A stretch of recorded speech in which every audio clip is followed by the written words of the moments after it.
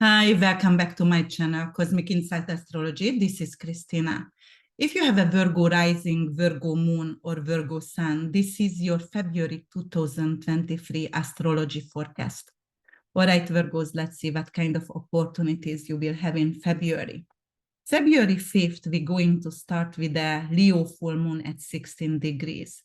And you know, the full moon is when the sun and the moon opposing each other in heaven. The full moon represents completion, and it's an ending, it's signing off of contract, it's finishing a business. The moon itself, it's representing your subconscious, it is your intuition, it is the way you were nurtured, mothering, and the way you are mothering your offsprings as well. It's also represent your dogs, and it's also represent in medical astrology your chest, your breast. And it's represent the public and woman as well.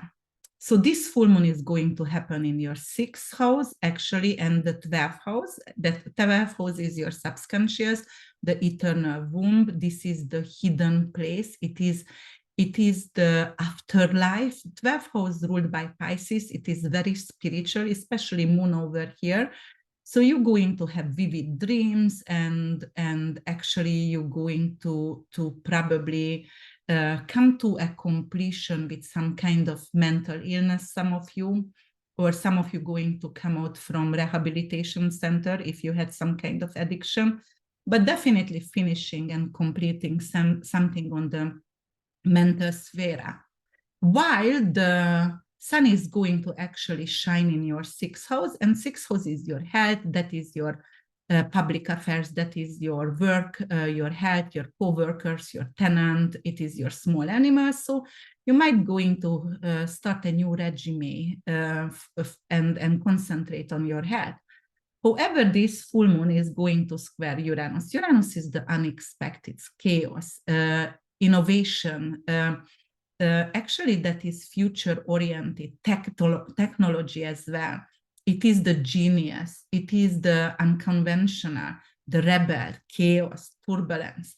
So definitely this T-square is going to represent some kind of chaos, and it brings from your foreign affairs, export-import business, or it could be like because of you didn't finish your education, so you get some kind of anxiety and you can't sleep because of, you know, you should have finished something and you procrastinated all the time, and right now it's creating chaos in your life.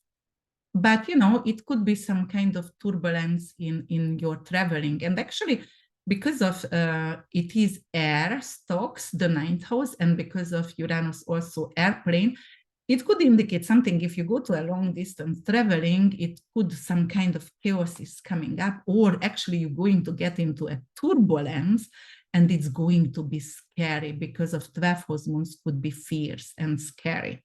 All right, move forward from here. And then we're going to actually move forward, and we're going to talk about a little bit what we're going to talk about.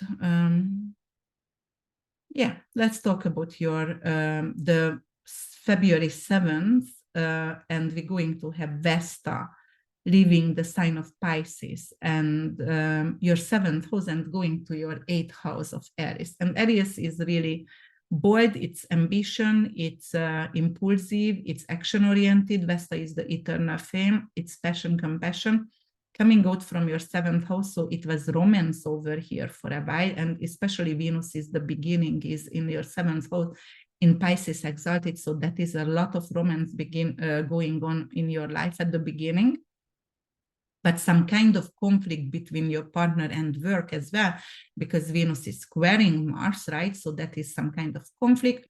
However, romance and beautiful romantic evenings and conversations, and then Vesta going to your 8th house. And, you know, it's going to couple up with Venus later on February 20, and also with Jupiter. So it indicates some kind of shared resources, banking, loans, insurance money, inheritance. You know, it's really good for that. So you can apply for mortgage, you can apply for loans. Your significant other actually can bring in a big amount of money. His salary would rise significantly. It also means that. So that's very good. Or if you want to invest, because Vesta is an investment planet, You can invest in metal, actually in copper, steel, or mining. 8th house represents mining as well. And if we are talking about Aries over here, because we're going to have Vesta and Chiron and Jupiter here and Juno still here, then let's see what's going on with the ruler of Aries, Mars. Mars is still out of bond and it's squaring Venus at the beginning. So that's a conflict for you with the significant other. And because of out of bond, it's representing a really, really impulsive energy, like craziness. When Mars is out of bonds, it's crazy. It's like want to start war. And, you know, here you have to be careful with your billing. You have to be careful what you write on social media, what you say on the stage, what you say at your work, for example, because it could be very impulsive and you can hurt others. You can hurt a business partner, for example, as well. So yes, that's what it's indicate. And then on the 11th of the month, we have Mercury from your 5th house going actually to Aquarius. And it's love to be Aquarius because Aquarius is the higher intelligent and Mercury is the way we process information, going to the 6th house of work and, you know, health, daily routine, labor. And actually, it's also representing health and military kind of work as well.